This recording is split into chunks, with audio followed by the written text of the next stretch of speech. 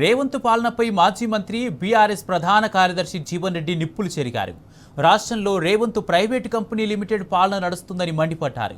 సింగరేణిని నిర్వీర్యం చేసి ప్రైవేటు పరం చేసే కుట్రలు సాగుతున్నాయని దుయ్యబట్టారు. సింగరేణిలో కారుణ్య నియామకాలు కల్పించడంలో కాంగ్రెస్ విఫలమైందని ఆగ్రహం వ్యక్తం చేశారు. గులాబీ శ్రేణులంతా పెద్ద ఎత్తున పాల్గొని బీఆర్ఎస్ సభ్యత్వ నమోదును విజయవంతం చేయాలని కోరారు. ఈ మేరకు పెద్దపల్లి జిల్లా గోదావరి ఖండిలో బీఆర్ఎస్ డిజిటల్ సభ్యత్వ నమోదులో జీవన్ రెడ్డి పాల్గొన్నారు. కనబడటం లేదు, ఇది Revanth Reddy private limited company కనబడుతుందని చెప్పి అంటున్నాం. దానికి అనుబంధంగానే మీ రామగుండంలో కూడా అట్లే కనబడుతుంది. మీ ఎన్నికల ప్రణాళికలో ఏం చెప్పిండో ఏమో మీ ఎమ్మెల్యే, కానీ ఇక్కడ అమలవుతున్నది మాత్రం ఏదైతుందో దాన్ని పూర్తి భిన్నంగా కనబడుతుందని చెప్పి అంటున్నా. ఆనాడు ఏదైతే మిత్రుడు చందర్ గారు, దివాకర్ రావు గారు అంతర్గామం మంచిర్యాల మధ్య 164 కోట్లతోని ఇలా వంతెన మంజూరు చేపిస్తే టెండరే అగ్రిమెంట్ అయిన తర్వాత మనది ఎందుకు రద్దు చేయబడదు ఎమ్మెల్యే గారు జవాబు చెప్పాలని చెప్పి అంటున్నాను. అది పూర్తి చేసుకుని ఉండున్నట్టయితే ఇలా మంచిర్యాలకి 20 కిలోమీటర్ల దూరం తగ్గుతుంది, 20 కిలోమీటర్ల దూరం తగ్గుతుందని చెప్పి అంటున్నాను. ఇలా రామగుండం అనేది గోదావరికి అనేది ఇస్తుందో, ఇలా కార్మిక లోకానికి ఏది ఇస్తుందో ఉపాధి కల్పించే గడ్డ ఇవాళ ఈ గోదావరికి రామగుండం అని చెప్పి అంటున్నాం.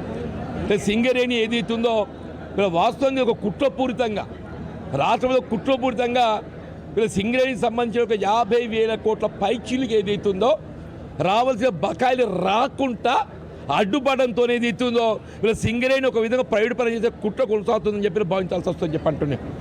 వీళ్ళకి డిపెండెంట్ ఎంప్లాయ్మెంట్ అలా కేసీఆర్ గారు ఏదైతుందో వీళ్ళ అనారోగ్యానికి గురైనటువంటి వాళ్ళు ఎవరున్నా కానీ ఏదైతుందో వారి కుటుంబానికి వారి వారసత్వాన్ని ఉద్యోగం కల్పింపజేయాలని చెప్పని వారు 10 దశాబ్ద కాలం లోపల దాదాపు 13,000 పైకీలకు ఉద్యోగాలు కల్పిస్తే వీళ్ళు ఇంతవరకు కల్పించి 1,400, 1,500 అని చెప్పి అంటున్నారు. అసలు ఏం జరుగుతుంది ఏంటి ఏమైనా ఆలోచన ఉన్నదే? వీళ్ళ రామగుండం బీ పవర్ స్టేషన్ నాకు గుర్తుందే, బట్టి గారు ఏదైతే ఇక్కడికి వచ్చి వీళ్ళ బీ పవర్ స్టేషన్ మూతపడుతుంది, ఆ సబ్ క్రిటికల్ ఉన్నది, సూపర్ క్రిటికల్ కావాలి కాబట్టి మేము కొత్త పవర్ ప్రాజెక్ట్ నిర్మాణం చేస్తామని చెప్పిండే. అది జెన్కో ఆధ్వర్యంలోనా లేక సింగరేణి యాజమాన్యం ఆధ్వర్యంలోనా లేక కొలాబరేషన్తోనా ఎట్లా చేస్తామో కానీ మొత్తం చేస్తా అని చెప్పండి. 2.5 సంవత్సరాలు గడిచిపోయింది.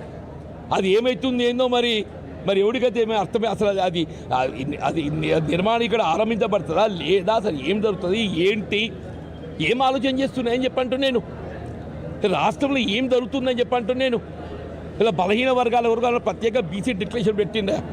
ఏమైంది బీసీ డిక్లరేషన్? ఏమైంది యూత్ డిక్లరేషన్ ఏమైంది? వీళ్ళ ఫీజు రీయింబర్స్మెంట్ పథకం ఏమైంది అని చెప్పంటూ నేను